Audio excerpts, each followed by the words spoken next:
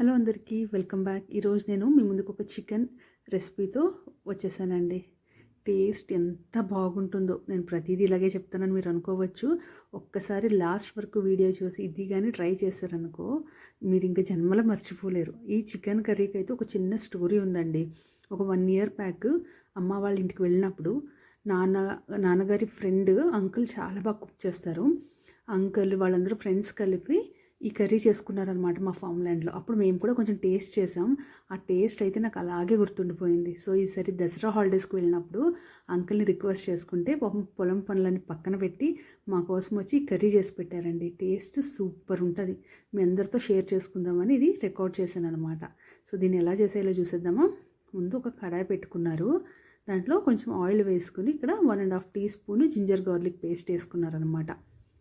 So ఇక్కడ మేము 2 kilos of chicken తీసుకున్నామండి. దానికి ఒక 1.5 స్పూన్ జింజర్ గార్లిక్ పేస్ట్ వేసుకున్నారు.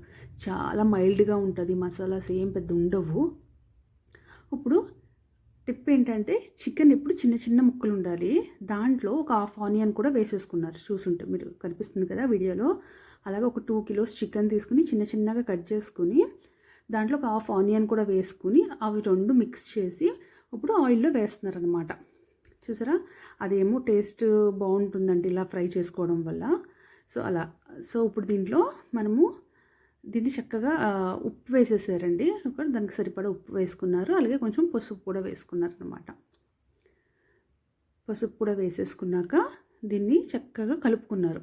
ఈ ప్రాసెస్ అంతా ఒక 15-20 మినిట్స్లో ఉడికిపోతుందండి. చికెన్ మొత్తం అంతా హై ఫ్లేమ్లోనే చేశారు. ఎక్కడ లో ఫ్లేమ్ పెట్టడం గట్ట ఏం లేదు. సో చూసారా, అలాగ లిడ్ క్లోజ్ చేసేసి ఒక 10 మినిట్స్ వదిలేస్తే చికెన్ చక్కగా వాటర్ వచ్చే చికెన్లో చక్కగా ఉడుకుతుందనమాట. ఇప్పుడు దీనికి మసాలా పేస్ట్ రెడీ చేసుకున్నారు. ఒక మిక్సర్ జార్లో ఒక సగం చెక్క కొబ్బరి వేశారు. ఒక హాఫ్ ఆనియన్ ఇందాక చికెన్లో వేశారు కదా. ఇక్కడ ఒక మీడియం సైజ్ టొమాటో, అలాగే ఒక గుప్పెడు కొత్తిమీర, అలాగే ఒక 2 ఇంచ్ ఆఫ్ అల్లం, వెల్లుల్లి గట్ట వేయలేదు. దాన్ని మెత్తగా పేస్ట్ చేసుకున్నారు. సో ఇలా మూత తీసి చూస్తే 10 మినిట్స్కి ఇలాగ చక్కగా ఇది వాటర్ వచ్చింది కదా. దీన్ని మరి ఇంకొకసారి కలుపుకోవాలి. కలుపుకొని చూసారా, ఇది చిన్న కట్ చేయడం వల్ల త్వరగా ఉడికిపోతుంది. సో ఇప్పుడు ఈ స్టేజ్లో ఇక్కడ కూడా ఒక చిన్న మీడియం టొమాటో వేసారండి. సో టోటల్ 2 కిలోస్ ఆఫ్ చికెన్కి 2 టొమాటోస్ వేసారు, ఒక్క ఆనియన్ వేసారు అంతే. సో అలా ఇక్కడ ఒక టొమాటో వేసుకుని దీన్ని కూడా చక్కగా కలుపుకున్నారనమాట. సో కొన్ని చిన్న చిన్న క్లిప్స్ కట్ అవ్వాయి. తను చేస్తున్నప్పుడు నేను ఫాస్ట్గా అలాగే రికార్డ్ చేశాను, అందుకనమాట. సో చూసారు, టొమాటో చక్కగా మగ్గిపోయాక ఇప్పుడు మనకి సరిపడా కారం వేసేసుకున్నారండి. ఇక్కడ 2 స్పూన్స్ ఆఫ్ కారం వేసి ఒక ప్యాకెట్ చికెన్ మసాలా వేశారు, ఒక ప్యాకెట్ ఆఫ్ మటన్ మసాలా అనమాట. ఇదే తన సీక్రెట్ టిప్ అని చెప్పొచ్చు. చికెన్ మసాలా, మటన్ మసాలా మీకు ఏది అవైలబుల్ ఉంటే ఆ బ్రాండ్ తీసుకోండి, లేదా ఇంట్లో చేసుకున్నదైనా వేసుకోవచ్చు. సో తనైతే ప్యాకెట్స్ యూస్ చేశారు, బయట దొరుకుతాయి కదా అవి.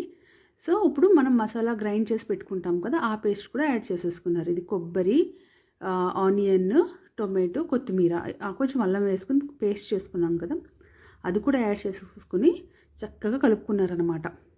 ఈ చికెన్లో మనం వాటర్ ఏం పోయమండి, దాంట్లో వచ్చిన వాటర్తోనే ఉడుకుద్ది.